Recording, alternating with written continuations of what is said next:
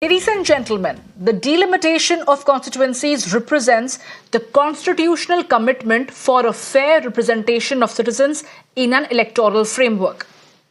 The 2021 census, which was delayed by the COVID-19 pandemic, is now expected to begin this year and will be followed by the delimitation of constituencies in 2026. But until then, the constituency boundaries have been frozen as per the 84th Amendment to the Constitution Act 2002.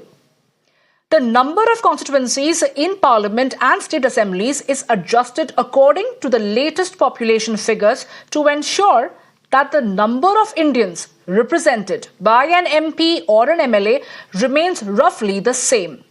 And based on the census of 1971, the number of Lok Sabha seats was fixed at 543, which meant that each MP represented roughly 1 million Indians. But the southern states like Tamil Nadu, Kerala and Karnataka fear losing political representation. The southern states argue that better governance and lower population growth should not result in reduced parliamentary representation.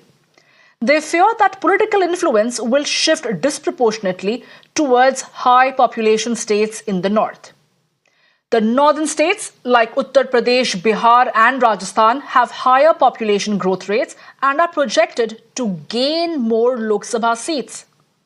And amid the ongoing debate over the delimitation, senior Congress leader and Chandigarh MP Manish Tewari warned that the delimitation would also significantly impact North Indian states, with Punjab and Haryana set to lose Lok Sabha seats.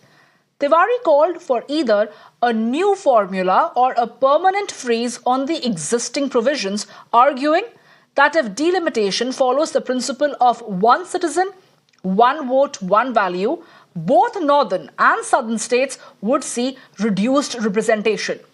He noted that Punjab and Haryana, currently holding 13 and 10 Lok Sabha seats, would see their combined total drop to just 18 under the existing formula. And to discuss this further, I am joined by former Union Minister and Congress parliamentarian Mr. Manish Tewari himself. Well, thank you so much, sir, for taking your time and joining us over here at Mirror Now. Now, we have been covering the story on delimitation, and there is a concern. A concern especially in the southern states who fear losing representation. You have put out a post on social media saying similar impact would also be seen in northern states. How would North India be impacted by delimitation? Article 82 mandates that after each census, there will be a readjustment of the total number of seats in the Lok Sabha, and within the states, the Lok Sabha seats would also be readjusted. When the 44th Constitutional Amendment was passed in 1976, it effectively froze the number of seats in the Lok Sabha as they stood after the 1971 census, that is 543, in order to incentivize the goals of population control. By the 84th Amendment of the Constitution, this freeze was extended from the year 2000 to the year 2026. Now, unfortunately, the census, which was supposed to take place in 2021, has not taken place. Whenever that census takes place, and it needs to take place sooner than later because we've not had a census since 2011, the seats in the Lok Sabha would have to be readjusted. Now, if the readjustment takes place on the basis of the current principle or the current formula, which is one citizen, one vote, and one value, not only would the southern states be impacted, but the northern states would also be impacted. Let me give you an example. The number of seats of Punjab would increase from 13 to 18. Haryana would increase from 10 to 18. Himachal Pradesh would remain at the current 4. Jammu and Kashmir will increase marginally from 6 to 9. But the total number of seats which these North Indian states have in the enhanced Lok Sabha would come down significantly.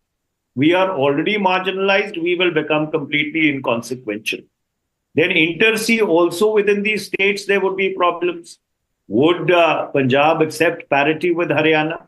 If it does, it is very good. But there is this Bade Bhai, Chote Bhai syndrome, which characterizes the relationship between Punjab and Haryana. Then, would Himachal Pradesh accept that its representation remains at 4 seats only? Jammu and Kashmir, will it accept a marginal increase? And these northwestern states are border states. They are very sensitive from a national security standpoint also. They have borders with both Pakistan and China. So ultimately, either you will have to freeze the delimitation at the 1971 census level in perpetuity, or you will have to find a new formula as to how this delimitation has to be done. Because if it is done on the current basis, then only those states which did not practice population control or were not in sync with the national goals, that is the central Indian states, only they would be benefited.